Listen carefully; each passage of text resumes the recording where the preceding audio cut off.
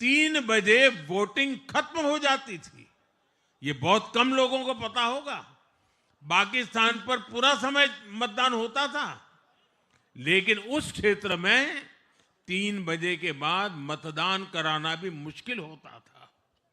लेकिन इस बार के चुनाव में बिहार में बिना किसी डर के लोगों ने उत्साह और उमंग के साथ एक उत्सव की तरह वोट दिया है। बिहार में जब जंगल राज था तब क्या क्या होता था ये भी आप जानते हैं। सरेआम मतदान केंद्रों पर हिंसा होती थी,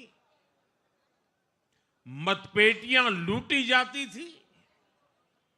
आज वही बिहार रिकॉर्ड मतदान कर रहा है, शांतिपूर्ण मतदान कर रहा है। हर किसी का मत दर्ज हुआ, हर किसी ने अपनी पसंद से मत दिया है। साथियों, रीपोलिंग के आंकड़े भी इस बदलाव की गवाही देते हैं। पहले बिहार में कोई चुनाव ऐसा नहीं रहता था जहां रीपोल नहीं होता था। जैसे 2005 से पहले सैकड़ों जगह पर रीपोलिंग हुई थी। 1995 में 1,500 से ज्यादा पोलिंग बूथों पर रीपोलिंग हुई थी। साल 2000 के चुनाव में भी करीब 1,500 जगहों पर फिर से चुनाव करना पड़ा था। लेकिन जैसे ही जंगल राज गया, वैसे वैसे स्थितियां ठीक होती गई।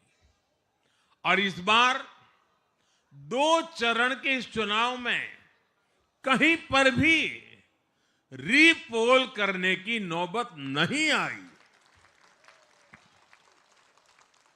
इस बार शांतिपूर्ण मतदान हुआ और इसके लिए मैं चुनाव आयोग, चुनाव से जुड़े हर कर्मचारी,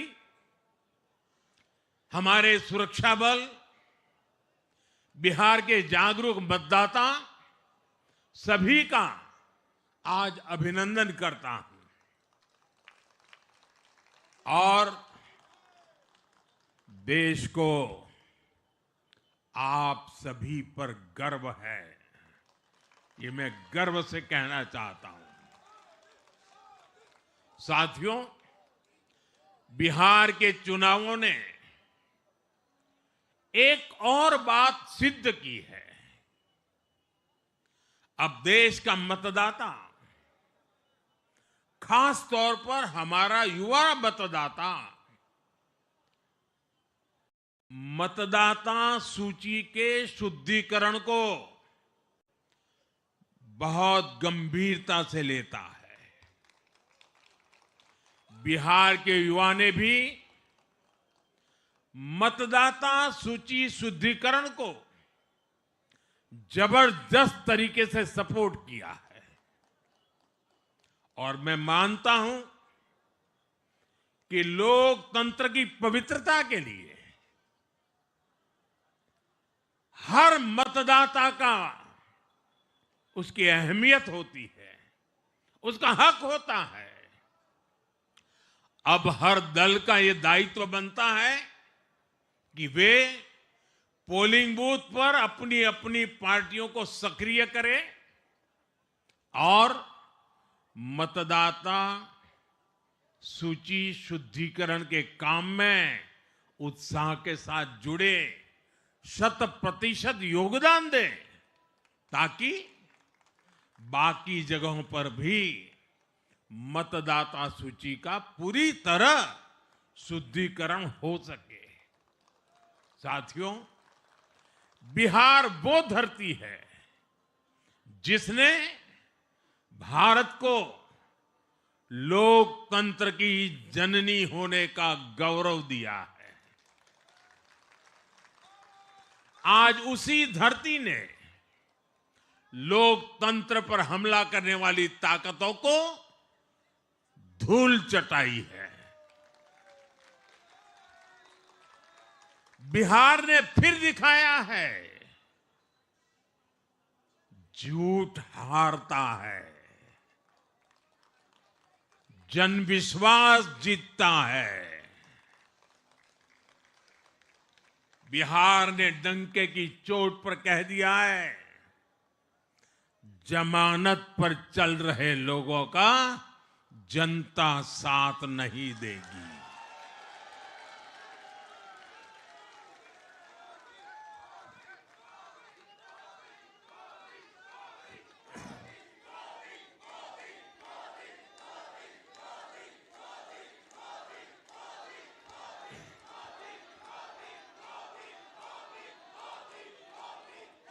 साथियों, भारत अब सच्चे सामाजिक न्याय के लिए वोट कर रहा है,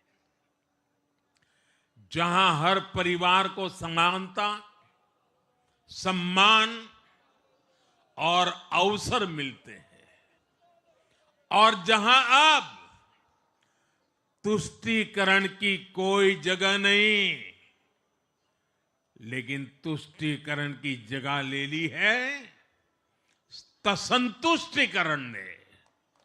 संतुष्टीकरण ये सबसे बड़ा मान है।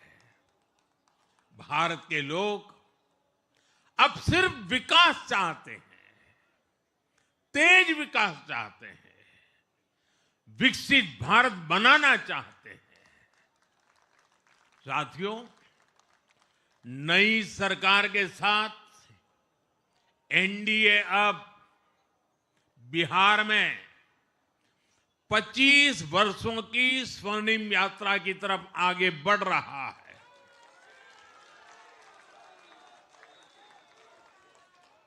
बिहार ने ये सुनिश्चित किया है, बिहार की महान भूमि पर फिर कभी जंगल राज की वापसी नहीं होने वाली है।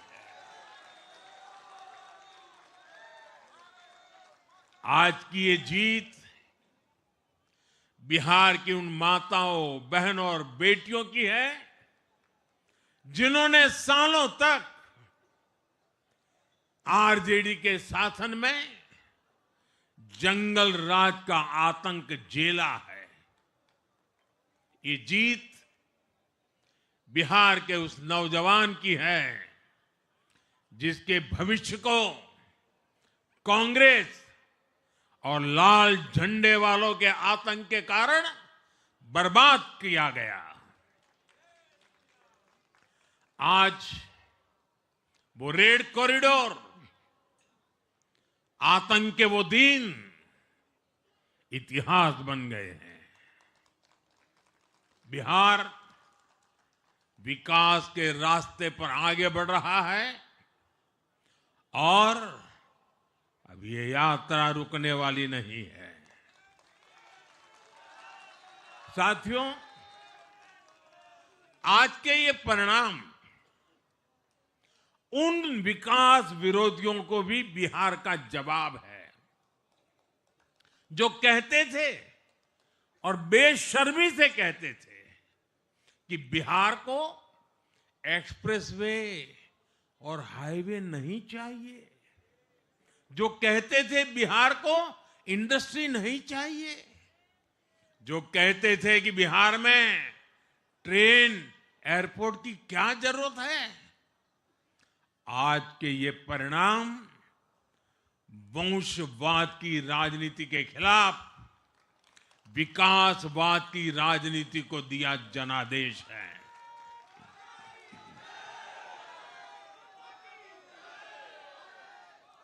साथियों, भारत के विकास में बिहार के लोगों की बहुत बड़ी भूमिका रही है। लेकिन जिन लोगों ने दशकों तक देश पर शासन किया, उन लोगों ने हमेशा बिहार की एक झूठी छवि बनाई। इन लोगों ने बिहार को बदनाम किया। इन लोगों ने न बिहार के गौरवशाली अतीत का सम्मान किया, न बिहार की परंपरा और संस्कृति का आदर किया, और न यहां के लोगों की इज्जत की। आप खुद सोचिए, जो लोग छठ पूजा को ड्रामा कह सकते हैं, वो बिहार की परंपरा का कितना सम्मान करते होंगे।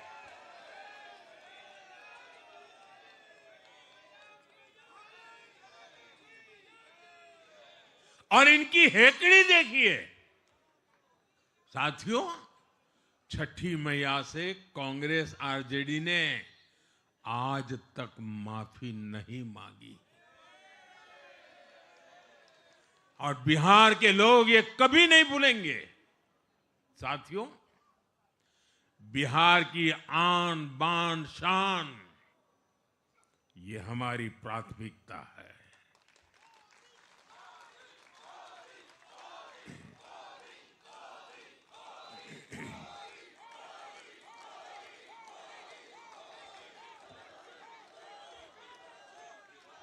हमारी सरकार छठ को यूनेस्को की हेरिटेज लिस्ट में शामिल करने का प्रयास कर रही है। लक्ष्य ये है कि पूरा देश, पूरी दुनिया इसके महत्व से, इस संस्कृति से जुड़ सके।